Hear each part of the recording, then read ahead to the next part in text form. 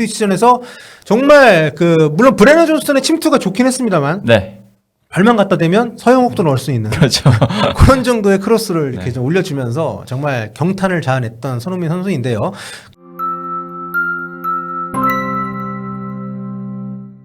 안녕하세요. 볼리티비 성욱입니다. 오늘 윤영 기자와 함께 주중에 있는 빅매치죠. 네. 토트넘과 맨체스터 시티와의 경기 프리뷰를 좀 간단히 해보도록 하겠습니다. 자, 27일 목요일 새벽 4시 반입니다. 이거 한국 사람들 보기 취약 시간대인데. 아니면 이제 보고 출근을 하시는 분들도 뭐, 좀 계시겠고요. 그렇죠. 긍정적인 마인드시군요. 네. 출근하시는 분들 보시면 경기 끝났을 때 6시 한 20분쯤 되니까. 네. 딱 저 아침 먹고 준비하셔서 출근하시면 딱 맞는 시간입니다. 그렇습니다. 시간차를 조절하시고. 자, 토트넘 홈에서 열립니다. 홈으로 맨체스터 시티를 불러들여서 프리미어리그 27라운드 경기를 좀 하게 되는데요. 네. 현재 두 팀 올 시즌 정말 최악의, 물론 맨시티한테 최악이라고 하기에는 순위가 여전히 높지만 맨시티 치고는 최악인. 그렇죠. 네, 맨시티가 시즌. 이제 디펜딩 챔피언이니까. 그렇죠. 그런 거 치고는 굉장히 좀 요 4위라는 위치는 맨시티의 최근 몇 년 순위와는 좀 맞지 않은 그런 순위라고 볼 수 있고요. 그렇습니다. 토트넘도 12위가 익숙하진 않은 순위죠. 네. 그나마 많이 올라온 거예요, 지금.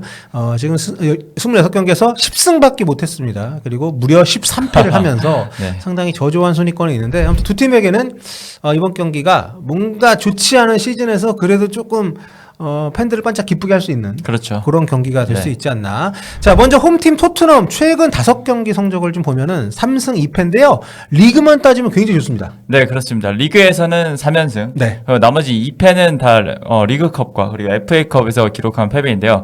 그래도 가장 중요한 지금 리그에서 조금 반등을 했다는 게 긍정적인 것 같습니다. 그렇습니다. 여전히 12위라는 순위는 아쉽긴 하지만 그래도 어쨌든 최근 3경기 모두 이겼다는 이 흐름 자체는 상당히 좀 놀라운 성과라고 할 수 있겠고, 반면에 맨체스터 시티는 이제 2승 3패인데 좀 타격이 큽니다. 왜냐하면 주중에 레알 마드리드와의 경기 또 패배를 하면서 그렇죠. 2전 2패 챔스 탈락을 했습니다. 네, 이제 그 여파도 있고 또 리버풀과 네. 맞대결에서 또 0대2로 약간 좀 득점 박스 안에서 좀 무기력한 모습을 보이면서 패했기 때문에 그런 점들이 맨시티에 좀 안 좋은 영향을 많이 미쳤습니다. 네, 혼란이 부상으로 빠지긴 했지만 네. 아무래도 홈에서 살라 정말 잘하더라고요. 살라는 올 시즌 정말 올해 들어서 그래 좀 꺾이나 싶었는데 네.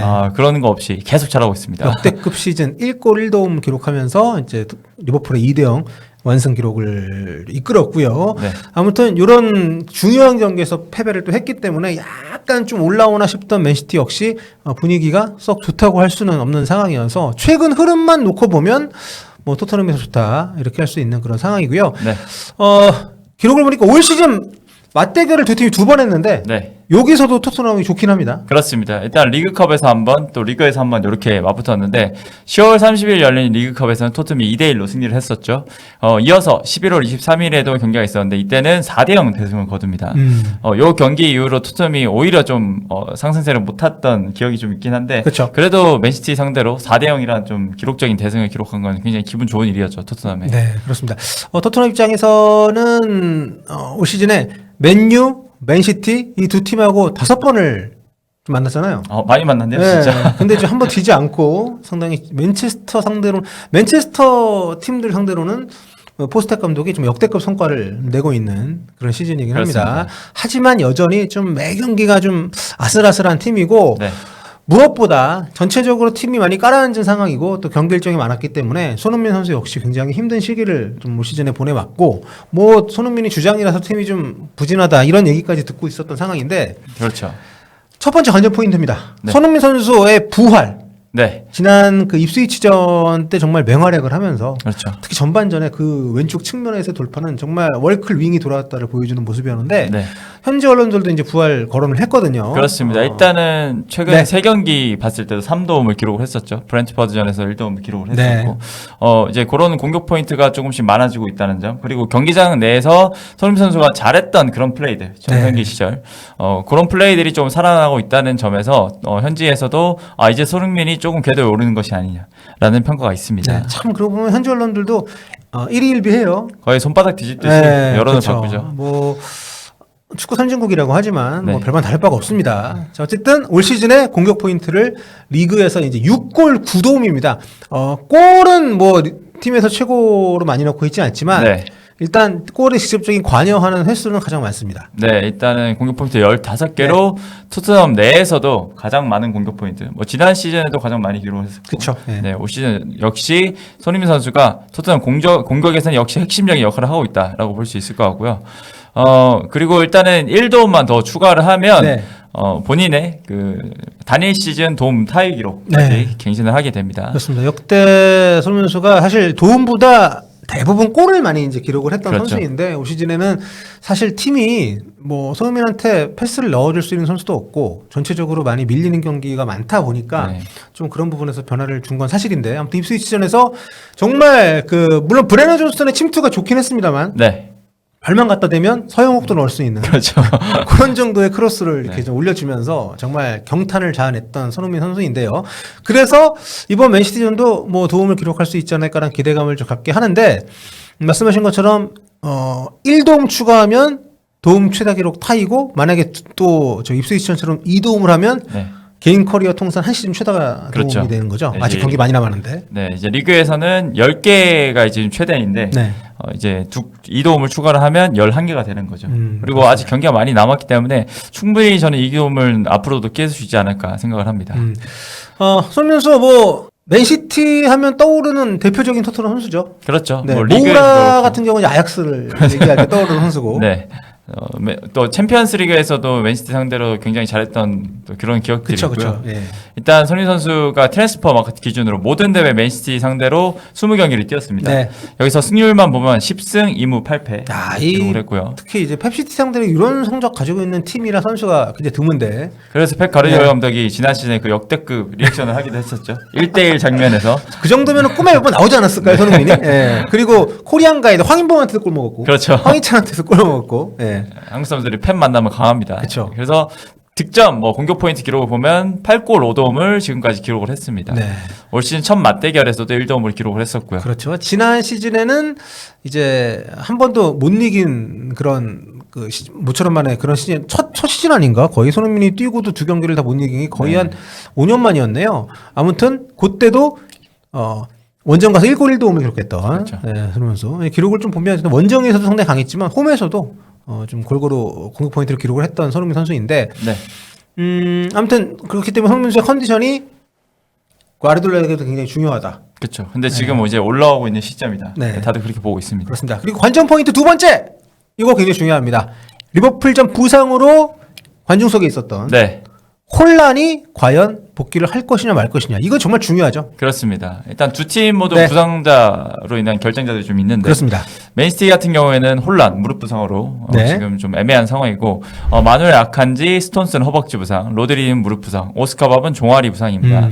토트넘 같은 경우에는 로메로, 판더벤이 허벅지 부상이고요. 히샬리송 종아리, 그리고 솔랑케 무릎, 드라고신 무릎 이렇게 부상자들이 있습니다. 네. 베르너는 복귀를 할 걸로 지금 알려져 네. 있고 아무튼 빠진 선수들이 두 팀 모두 굉장히 좀 치명적인데 무엇보다 토트넘으로 치면 이제 로메로 반더벤 합친 것만큼의 비중이 아닐까요? 맨시티에서 홀란? 네. 네. 이미 리버풀, 지난 경기에서 그쵸. 골 못 넣는 거 보면서 네. 혼란이 더 그리웠을 것 같은데. 리버풀전 때 홀란 선수의 부재가 뭐 정말 크게 됐죠. 물론 홀란도 뭐 예년만 못하다는 얘기를 듣고 있긴 하지만 그래도 리그에서 19골을 넣는 그쵸. 공격수인데요. 네. 그리고 이제 마르무시가 와서 잘해주고 있긴 하지만 뭐 마르무시가 톱에는 안 하는데 좀 아무래도 무게감이 확실히 좀 차이가 있는 그런 경기였고요. 그렇기 때문에 홀란의 부상 회복, 출전 여부 가장 큰 변수입니다. 네, 일단 뭐 가르디올라 감독 인터뷰를 보면 네. 뭐 훈련은 좀 뭐 하고 있다고 하는데 그렇죠. 경기에 뛸 핏이 될 것인지 말 것인지는 아마 마지막까지 보고 좀 결정을 하지 않을까 싶은데 상황이 상황인 만큼 저희는 그래도 혼란을 내보내지 않을까라고 좀 예상을 하고 있습니다. 네, 이게 안 나오더라도 벤치에서 몸을 푼다거나 네. 아니면 나와서 좀 많이 뛰지 않더라도 선발로 나온다거나 이런 것만으로도 효과가 있을 만한 선수인데 그렇죠. 근데 사실 포스테코글로 감독은 상대 선발이 뭐든 자기 스타팅 라인으로 바꾸거나 전술을 바꾸는 사람은 아니기 때문에 맞춤 전술 같은 거 없이 그냥 그쵸, 우리 그쵸. 스타일대로 네. 이런 스타일이죠. 굉장히 이제 심지가 굳은 네. 그런 감독이기 때문에 뭐 그런 변화는 없겠지만 어쨌든 혼란의 출전 여부는 상당히 좀 중요한 요소가 좀 될 거고요. 그렇습니다. 지난번에도 보면 리버풀전 때 사실 맨시티가 공격은 많이 했어요. 점유율도 높았었고. 슈팅이 16개를 네. 했더라고요. 리버풀보다 더 많이 했습니다. 그리고 오른쪽에 사비뇨, 왼쪽에 도쿠 정말 아주 뭐 해집고 다니면서 그렇죠. 예, 뭐 리버풀의 아주 공격적 풀백들이 고생을 좀 많이 했는데 네. 뭐 마르무시 같은 경우 몹사이드도 있긴 했습니다만 네. 확실히 혼란의 부재가 측면 돌파에 성공을 해도 선택할 수 있는 선택지를 좀 줄여주는 그런 요소 되고 있고 그렇기 때문에 혼란의 실전 여부는 정말 토트넘에게는 제발 돌아오지 마라. 네. 네. 뭐 혼란이 또 토트넘 상대로 5경기 3골 1도움을 또 기록하기도 했었네요. 네. 그렇죠. 올 시즌 완패 때는 이제 풀타임을 뛰었지만 공격 포인트가 없긴 했는데 그렇죠. 아무튼 혼란의 존재는 그만큼 토트넘에게는 정말 좀 걱정이 되는 그런 존재이기 때문에 아무튼 좀 주목을 해봐야 될 것 같고요. 올 시즌에 그래도 19골 3도. 네. 살라 이어서 득점 네. 2위. 그 요즘 올 시즌 최고의 폼을 보여준다는 이사크와 동률입니다. 아, 그렇죠. 이삭도 요즘에 진짜 보면은 약간 좀 호리호리해가지고 네. 요즘 그래 보이는데 슈팅 파워도 정말 엄청나고 그렇습니다. 그걸 잘 힘도 찹니다. 좋고 네. 네. 공을 굉장히 잘 차는 선수입니다. 자, 그래서 이번 경기 앞두고 또 이제 주요 기록들을 좀 살펴봤죠? 네, 맞습니다. 앞서 말씀해 주다시피 맨체스터 팀들을 상대로 네. 굉장히 강한 모습을 보였던 토트넘인데 일단 올 시즌 모든 대회에서 맨유를 3번 다 꺾었고 네. 그리고 맨시티를 2번 꺾었습니다. 한 시즌에 두 팀을 3번씩 꺾은 팀은 역대 아직 없다고 해요. 그래서 맨시티를 만약에 이번에 꺾을 경우에 토트넘이 유일하게 요 맨체스터 두 팀을 한 시즌에 6번 꺾은 유일한 팀이 됩니다. 맨체스터 연고 두 팀을 맨시티가 못 나갈 때조차도 그렇죠. 한 시즌에 그러니까 맨유 맨시티를 다 몇 번을 만나든 하여튼 전승을 거둔 팀 없었다. 네. 이것도 되게 신기한 기록인데. 네. 재밌는 기록이죠. 네. 그리고 잉글랜드 챔피언 상대로 3승을 거둔 것도 1920 시즌 맨유가 네. 유일하다. 네, 뭐 네. 리버풀을 상대로 그랬다는데 토트넘은 리버풀 상대로 그렇죠. 리버풀 상대로 85, 86 시즌인가요? 네, 8485입니다. 8485 시즌. 야, 이건 그러면 40년 전인가요? 그쵸. 진짜 오래됐네요. 네. 제가 태어나기 전이네요. 아무튼 이런 기록들은 굉장히 다 오래됐기 때문에 그렇죠. 예. 익숙합니다. 그 어디 제가 쇼츠에서 프리미어리그 20개 팀이 마지막으로 우승했을 때 히트곡 이걸로 만든 거 봤는데 네. 토트넘이 노란 샤스 입은 사나인가? 네, 뭐 이랬던 기억이 있는데 그만큼 아무튼, 오래됐다는 그렇죠. 이야기죠. 요 기록도 그만큼 오래됐다는 건데 아무튼 네. 토트넘이 맨시티를 상대로 더블을 기록한 적이 있긴 합니다. 맞습니다. 네. 21, 22 시즌 당시에 손흥민 선수가 첫 경기에서 한 골, 두 번째 경기에서 2도움을 기록하면서 네. 좀 더블을 이끌었었는데 그렇죠. 이번이 또 그런 기회가 될 수 있습니다. 네. 손흥민이 뜨면 맨시티가 긴다. 그렇죠. 일단 1차전에서도 첫 번째 맞대결에서 손흥민 선수가 1도움 기록을 했으니까 네. 만약에 이번에도 손흥민 선수가 좀 도움이나 득점을 기록을 하면서 더블을 좀 이끌면 또 굉장히 의미가 있을 것 같습니다. 저는 그 챔피언스리그 토트넘이 결승 올라가던 시즌 그 8강전이 손흥민이 본격적으로 월클로 올라가는 그 시점이라고 보거든요. 그렇죠. 그때 맨시티 상대로. 그 맨시티 원정에서 그 활약. 네, 진짜 뭐 그거는 역대급 다시 봐도 정말 그 전율이 돋습니다. 도파민이 막 나오는 것 같아요. 제가 그 골들을 그 설에 네. 하이라이트 막 틀어줄 때 네네네. 다시 봤었거든요. 그때 손흥민 선수 참 젊고 빠르고 정말 잘하더라고요. 네. 아무튼 그런 모습을 이번 경기에서 뭐 볼 수 있다면 참 좋겠지만 부담을 너무 주진 않고 싶고요. 네. 자, 현지에서 이제 여러 예상들이 있는데 아무래도 맨시티 승리를 예상하는 쪽이 좀 많긴 합니다. 옵타 같은 경우에도 맨시티의 승률이 맨시티가 원정팀이지만 47%, 토트넘이 이길 확률은 30%, 네. 비길 확률이 23%뭐 이렇게 봤는데 예전보다 그래도 토트넘이 많이 올라오지 않았을까 싶긴 합니다. 그렇죠. 30%면. 또 영국에서 가장 토트넘을 업수히 여기는 걸로 유명한 폴 머슨, 이 아스널 레전드라고 해서 요 분이 토트넘 승리를 예상했어요. 네, 그렇습니다. 그만큼 맨시티가 조금 안 좋다는 이야기인데, 토트넘 스리토도 맨시티 상대로 골은 넣은 적이 있고, 손흥민 선수가 좀 자신감 있게 임하면 토트넘은 맨시티에 분명 문제가 될 것이다. 이렇게 평가를 하면서 2대1 승리를 예상을 했습니다. 아니 근데 왜 영국 사람들은 손흥민 표정을 보고 자꾸 이렇게 인상 비평을 하는지 모르겠어요. 손흥민이 자신감이 떨어졌다, 자신감이 없다. 그러니까 플레이 스타일이 좀 더 좀 이타적으로 바뀐 것에 대해서 자신감이 부족하다 이런 식의 평을 괜히 많이 올 하잖아요. 시즌에 특히 그런 평가가 많이 나왔습니다. 모르겠습니다. 손흥민 스스로 그걸 동의할지 모르겠지만 네. 저런 식의 약간 좀 초월적 해석은 안 했으면 좋겠는데 아무튼 뭐 폴 머스는 저렇게 예상을 했고 네. 윤효용은 어떻게 예상합니까? 저도 사실 토트넘의 승리 가능성이 더 높다고 보긴 합니다. 그렇군요. 네. 국뽕 빼고 국뽕 빼고. 네. 일단은 스펜스가 측면에서도 잘하고 있기 때문에 뭐 그런 활약을 계속 이어간다면 또 맨시티 그런 윙어들을 상대로 네. 좀 잘할 수 있지 않을까라고 생각을 하고 또 토트넘 홈입니다. 홈이기 때문에 토트넘이 좀 더 유리할 것 같고 맨시티의 수비진 아직 후산호프도 솔직히 적응이 끝난 느낌이 그쵸, 아니고 그쵸. 아직까지 많이 흔들리기 때문에 손흥민 선수가 충분히 후산호프 선수는 네. 저희가 뚫어내고 또 득점을 관여하실 수 있지 않을까 생각해서 저도 한 2대1 정도 예상하겠습니다. 저는 2대2로 가겠습니다. 2대2요? 일단 포로 선발 나오면 100% 진다 보고요. 지금 수비력 때문인가요? 맨시티 사이드가 장난이 아니에요. 그쵸. 일단 1대1에서 엄청 세고 네. 그 측면에서 만들어내는 기회들이 많고 하기 때문에 혼란이 나온다면 말할 것도 없고요.